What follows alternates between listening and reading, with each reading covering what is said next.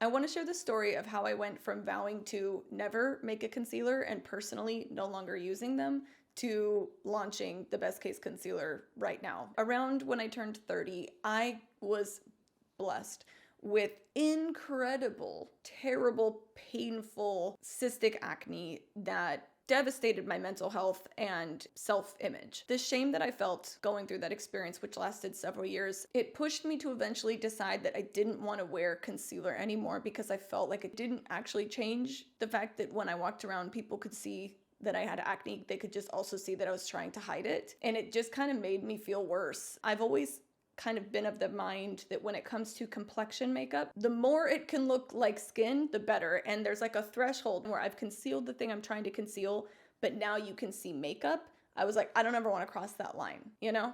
Like I'd rather see some of a discoloration than makeup. Part of the reason why I didn't ever want to make a concealer is that concealer has a really tough job when it comes to trying to be a people pleaser. My guess would be that if you look at the average rating for like the most popular concealers and compare it to the average rating for the most popular tinted moisturizers, the average rating is going to be higher for the tinted moisturizer because it has a much easier job to do and it's also more equipped to do it. Concealers are purchased to fix a problem. They're already entering into an emotional space. You are trying to deal with pigmentation, discoloration, acne, something that generally is upsetting you to the point where you're like, I want to put something on to change how that looks. And makeup is very emotional and skin is very emotional for people. Tinted moisturizers are like, I'm just kind of trying to even something out. And most importantly, when you are formulating a complexion product, you have to balance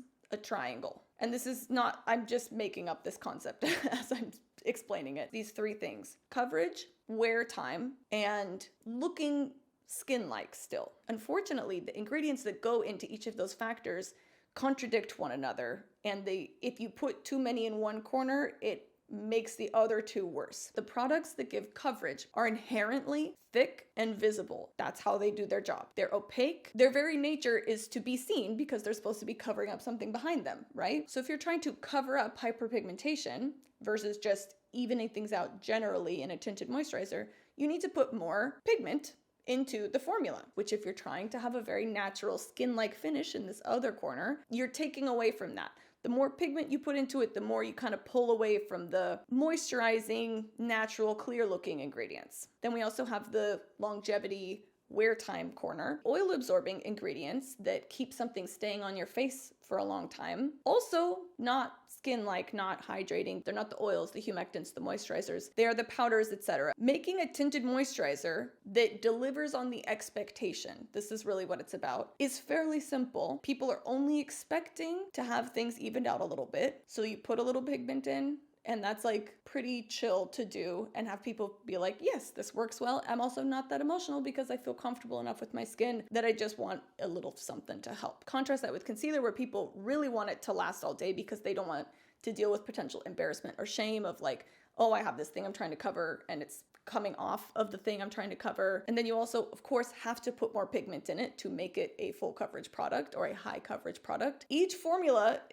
adds up to 100%. Formulas are done in percentages. You can only get up to 100%. If you're putting more pigment, that means you're taking room from more skin-like looking ingredients. If you're putting more longevity increasing ingredients, you're also pulling away from natural looking, comfortable to wear ingredients. So because of all of that, and because there are so many concealers on the market, I didn't feel like in my core, I only make products that I feel like I could see how I could help, I could make something new. I don't make products just for the sake of making them. I only make products that I can justify to myself their existence because I don't feel like there's something out there doing the thing that I want them to do. And for years, I didn't feel like I could do that with concealer because this has been our most requested product since essentially the beginning of this company. And certainly since Sneaky Balm came out, people have been asking so consistently for a more full coverage product. Honestly, you guys should all thank Dina, who's the manager at Salt, because she has been campaigning so hard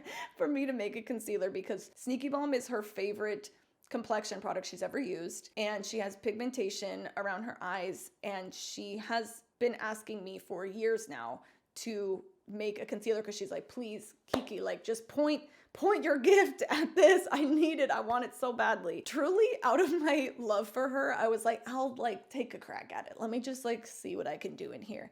And I spent a lot of time and a lot of experimentation, and it was kind of like a perfect storm of time came together, as well as like some ideas clicked into my head of an unorthodox way to formulate this, where I went down the little ADHD hyperfocus rabbit hole with it, and I found a balance of those triangle corners of longevity, coverage, and still looking like skin that shocked even me. And I can actually say that since the day that I landed on this formulation, I have worn it every day that I've worn makeup. And I never would have thought that would be the case about a concealer, because I was able to find something that can provide more coverage for my under eye circles and my acne scars than Sneaky Balm, but looks just as natural. And it doesn't cross that line of, I got rid of the dark circles, but now I'm looking at makeup. And that's crazy. And the first thing I did after I tested it on my own face and wore it for a day and went, oh shit, like, hang on, was make a batch in Dina's shade and give it to her to test out. She went on vacation and was like testing it out in all these different ways. And she reported back and she was like, it's perfect. And I was like, like, I've never been so eager to hear someone's feedback about a thing. Just like making this thing for her. So the fact that she is the type of person who would definitely tell me if she didn't like it, or if she had thoughts. And so the fact that she was just like, you crushed it. I was like, okay, this is something special. This deserves to be made. This deserves our time. Another thing I want to address is that cosmetics companies have added to sort of the like resistance that I had about making a concealer in the first place, because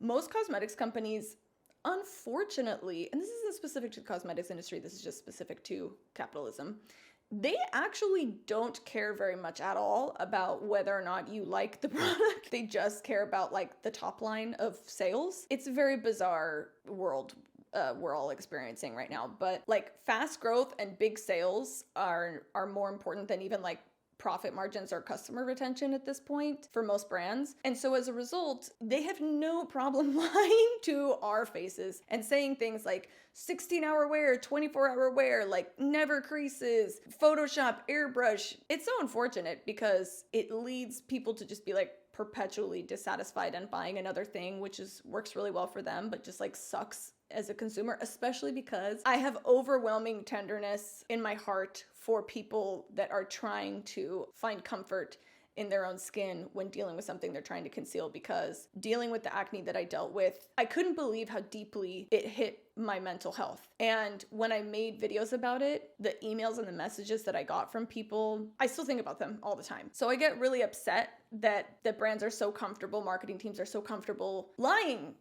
and saying that this is never going to crease and that it's going to perfectly airbrush everything. And then they airbrush the photos as well in their marketing, which we do not do. Every picture on the Salt website that's showing the before and after and everything, I take those photographs and I edit those photographs, and I do not edit the skin. I don't filter, I don't airbrush. I just, if I have to correct some lighting things, if I crop, if somebody's got like a hair sticking, like it's that. I don't remove any texture. I don't blur, nothing. What you see is what I saw and what the camera sees, period. The reason I named it the Best Case Concealer is because I knew from the moment that I decided I'm gonna take a shot at this, I was like, I don't want to tell people that it's never gonna crease. And I don't want to tell people that it's gonna look like Photoshop in real life, because it isn't. I actually exceeded my own expectations with how well it works. But even still, of course, it's going to crease slightly throughout the day. I can sincerely tell you that I think this is the best case scenario that a concealer could be, as far as giving enough coverage to cover most things, still looking like skin, and lasting a long time without detracting from those other points on the triangle. I believe this is the best case scenario for a concealer. That said, people have different preferences. Some people might like a more matte concealer. Some people might like something with more coverage than this. For me, and I think a lot of people, this is like the perfect balance of looks like skin, covers most things, lasts a long time. And I joked with my friends as I was developing it, being like, we'll see what happens when my marketing approach in the name is to be like, this is the best case scenario, but it's not perfect. Because of course it isn't. I don't know. I think it's so good. I actually think it's the best. So without further ado, let's scoot on back in time and show you guys the best case concealer. I'm going to be using the shade N11. I have it in my single compact. The colors perfectly match the corresponding shade of Sneaky Balm. So N11 Best Case Concealer is the exact same color as N11 Sneaky Balm. I know that some people want to brighten with their concealer. If you want to use it as like a concealer slash highlight to bring some dimension to the face, go 1 to 2 shades lighter. To avoid confusion, I just thought it was helpful to make the shades exactly the same so that if you are trying to cover something like discoloration or pigmentation or acne, you know that it's going to perfectly match your foundation. You can use a brush, a sponge, your fingers. It's really personal preference. I don't think you need to go out and get new tools. As long as the brush is sufficiently dense so it's not streaky, you're gonna be fine. I think that I most often go with a dry sponge. I just made a little YouTube short about the differences between dry sponge, wet sponge, brush. Because this is just so foolproof, I think it's a good one, and you could use a damp sponge, but again, then I have to go dampen it, whereas I could just go bloop, bloop, bloop, bloop. This is also a thick enough formula that doesn't really like absorb a lot into the sponge and in a wasteful way that you could mitigate by dampening the sponge. And when in doubt, just finger it out. Anyway, I'm gonna use the sponge, and hopefully you can grasp this if I kind of move it around like this. It's almost glossy looking. It almost looks wet. You can see where I just tapped the sponge in a little bit. I find it to be incredibly comfortable on the skin. It is tacky, but it is not sticky or tacky in an unpleasant way. I am very bothered by certain sensory experiences, so a common bit of feedback I get about Salt is that the makeup is really comfortable to wear, and that is very intentional because if something is like uncomfortable in my skin, like I will claw it off and freak out. This has my approval as far as like being very comfortable. So while it is sort of wet looking and sort of like, will it make a sound? Can you hear it? ASMR. Also, sorry, I used my middle finger. Oh gosh. And hey, look, now I'm gonna segue into just using my finger to apply. I'll put a little bit around my nose. Anyway, while it has a tackiness to it, it is not sticky. Similar to Sneaky Balm, neither one of these dry down, but they both like soften into your skin. I really wanted to achieve something very crucial, I think, to the success of a concealer, which is that it is stable enough and firm enough not to be a creasing, greasy mess, but it has enough flexibility and give to not crack or be dry. Like it really truly moves with your skin, but it has enough like, why do I want to say gumption right now? It has enough gumption, like it has enough sturdiness that it doesn't break apart and just leave your face. Like it's flexible and it'll move with you, but it won't just dissipate or be oily. And I'm kind of in awe actually of how well it does that. So I'll just give you a second to see like a side-by-side comparison. I'm gonna use a brush for this side just for funsies. I actually haven't used this brush before. Finding out in real time. Oh, it's lovely. I thought it would be. Again, I don't think you need to go out and buy a special tool to work with it. Whatever you've been using for your makeup and you've been happy with is perfectly fine. It's very forgiving. Another thing that I always think about with new formulas is just making it user-friendly. I don't want you to feel like you have to be a makeup artist or super skilled to use this. I want all of our products to be the kind of thing where you can just go like, boop, boop. I did it. That said, I do think a sponge is the most user-friendly applicator device for this user-friendly concealer. When it comes to wear time and like best practices for setting it, I find that it works beautifully with a setting powder, but it doesn't need one, especially if you have dry skin. I don't think it's necessary. Once you blend it into your skin, it has a very natural finish on the more glowy side. I wouldn't have tested it with powder just because I don't usually use powder purely out of laziness. Like when I do makeup on clients, I do, but on myself, I'm just like, done, run. But I tested it with powders for developmental purposes to make sure that for people that do use powders, it would work. And then I started doing it just because it made it last so well and for so long and it looked so natural. I always just default back to the RCMA no color powder. This is also what I used on the photo shoots. The Salt office is where we do the shoots. It's a massive wall of windows, gets a little warm in there throughout the day. When that was the case, this was the powder I used, and I used it on